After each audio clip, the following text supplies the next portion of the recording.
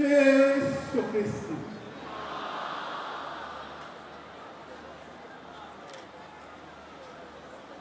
Michael mímọ́. Sí Olúwa Ọlọ́run ọba mẹ́ta lọ́kan ọ̀kan nínú mẹ́ta. Ọba ògo.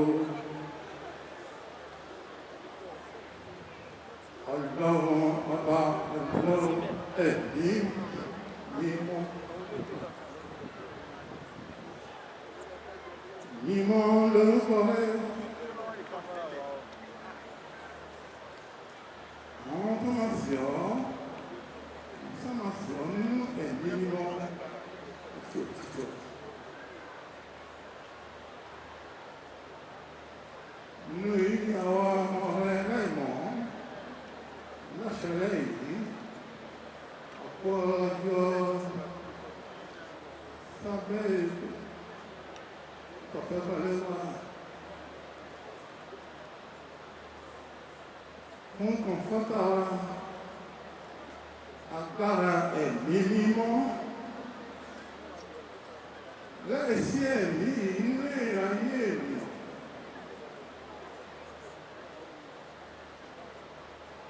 Ènìyàn ṣòfò. Ẹ̀mí yìí la fẹ́ gbà lọ́dọ̀ lálẹ́ yìí lórúkọ Jésù Kristi ẹ̀mí mímọ́. Gún wa sáré wa.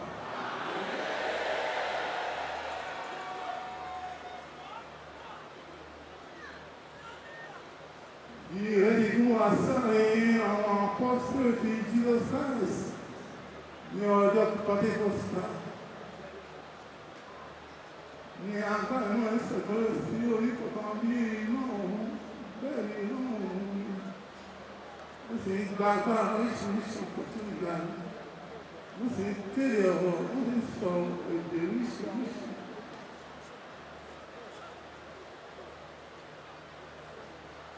Èyí la fẹ́ gbà lọ́dọ̀ lálẹ́ yìí Ọlọ́run wa wá pín ẹ̀mí náà sáré orí kọ̀ọ̀kan.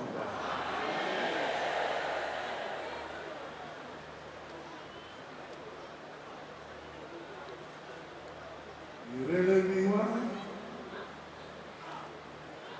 nínú ọ̀rọ̀ rẹ̀ ti dá wa sẹ́yìn. Àṣìṣú ayé ti ṣe ìfẹ́ ní wa tó ń ṣe ìfẹ́ rẹ̀. Nígbà ayé Ọlọ́run wa, nígbà gbogbo ọjọ́ ayé wa, jẹ́ kí ìfẹ́ ẹni tó máa lè ṣíṣe lórí kọ̀ọ̀kan wa. Àwọn ọmọ kérébù sẹ́fù kérébù náà sì ọ́ nínú ìṣọ̀kan pẹ̀lú gbogbo àwọn ìjọ míì tó ní Ọlọ́run kan ṣoṣo. Wá gbọ́ ti wa, máa ṣílẹ̀kùn àánú rẹ̀ sí wa, máa tẹ́tí sí ẹ̀ lọ́sàn-án nígbà gbogbo láti ìtẹ́mọ́ rẹ̀ láti máa gbọ́ ìgbàdúrà wa. Bùkún ìpàdé tàṣálẹ̀ yìí. Orúkọ kan tó dín lónìí kó padà lọ lé ẹ̀ pẹ̀lú ìbùkún.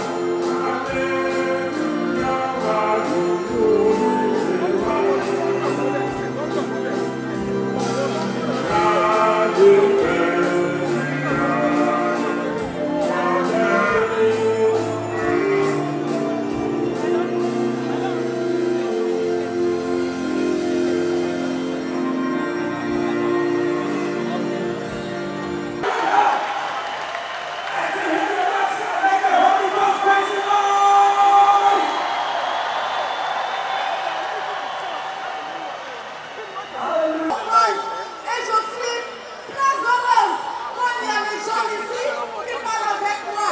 Je suis heureuse, monsieur. Tu es bienvenue ce soir. Merci beaucoup. Merci beaucoup. Come on, put your hands together for Jesus. Are you excited? Put your hands together for Jesus.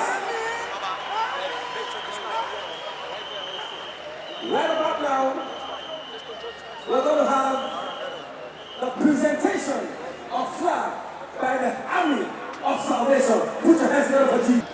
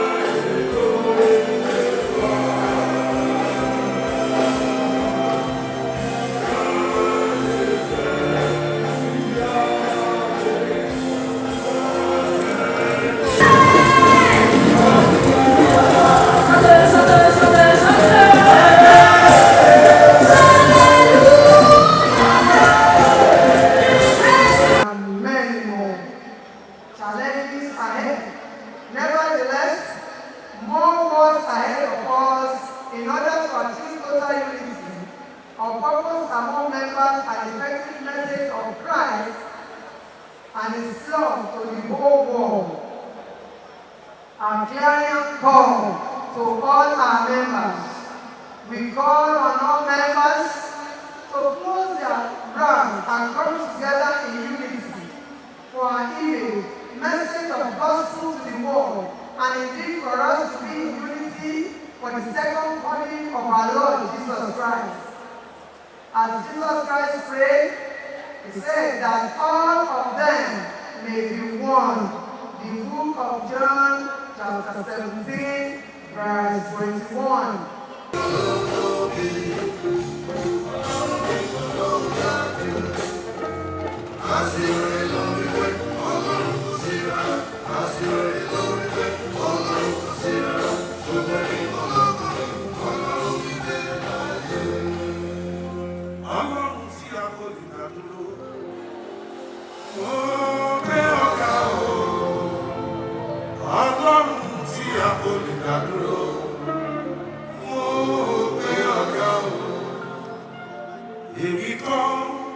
Àwọn tó ti abẹ́rẹ́ ló sọ fọ́lọ́run sí. Èmi kọ́ àwọn tó ti abẹ́rẹ́ ló sọ fọ́lọ́run sí. Ọba tẹ́lẹ̀ kan rí, ọba tẹ́lẹ̀ kan rí tó ṣiṣẹ́ rí. Èmi dúpẹ́ mo ní ọ, wọ́n sì túmọ̀ lọ́nà ìgbàlà. Ìgbà ní ìgbàgbà, èmi ò tẹ̀lé ọ lópin. Go, go.